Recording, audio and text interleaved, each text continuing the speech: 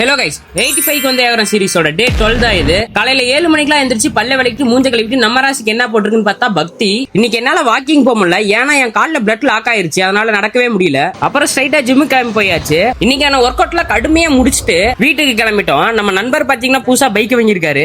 அப்புறம் வீட்டுக்கு வந்து டப்புன்னு ஒரு குளியல போட்டேன். பார்த்தா திடீர்னு ஒரு போனு பிளட் வேணும்னு. அப்புறம் டப்புன்னு ஈரோடு ஜிஹெச் கிளம்பி போயாச்சு. அப்புறம் பிளட் கொடுக்கலான்னு உள்ள போய் பார்த்ததுக்கு அப்புறம் தான் தெரியுது நம்ம சாப்பிடவே இல்லைன்னு. அப்புறம் டாக்டர் கண்டிப்பா சாப்பிட்டே ஆகணும்னு சொல்லிட்டாங்க. அப்புறமேட்டு போய் சாப்பிட்டு மறுக்க ரிட்டர்ன் வந்துட்டேன். நான் ஃபர்ஸ்ட் டைம் பிளட் கொடுக்க போறேன், கொஞ்சம் பதட்டமா தான் இருந்துச்சு. இருந்தாலும் பிளட் டொனேட் பண்றது ரொம்பவே நல்ல விஷயம். அதை நான் இன்னைக்கு பண்ணிருக்கேன்னு நினைக்கிறப்ப கொஞ்சம் சந்தோஷமா தான் இருந்துச்சு. அப்புறம் பிளட்ல டொனேட் பண்ணதுக்கு அப்புறம் ஒரு ஜூஸ் கொடுத்தாங்க.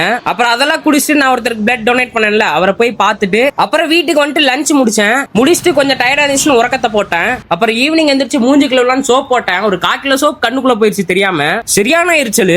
அப்புறம் வெளியே கொஞ்சம் போய் சுத்திட்டு வரலான்னு கிளம்பிட்டேன். PR3 குள்ள போயிட்டு ஒரு வாட்சா விட்டுட்டு வந்துட்டேன். அப்புறம் நைட் டின்னர் கோதுமை வாங்கிட்டு போய் சப்பாத்தி சுடலாம் முடிவு பண்ணிட்டேன். அப்புறம் சப்பாத்தி மாவுலாம் பிணைஞ்சிட்டு குழம்புலாம் வச்சுட்டு சப்பாத்தி சுடலான்னு போறப்ப கரண்ட் போயிருச்சு. வெளியே சரியான காத்து, கரண்ட் வர லேட் ஆகும்னு இருட்டிலே சாப்பிட்டு முடிச்சிட்டேன். அதனால காட்ட முடியல எப்படி செஞ்சேன்னு. சோ இந்த டே இதோட கம்ப்ளீட் ஆகுது. என்ன சப்போர்ட் பண்றதாமோ என்ன மோட்டிவேஷன் பண்றதாமோ என் பேஜை ஃபாலோ பண்ணுவீங்க நம்புறேன். போயிட்டு வரட்டுங்களா?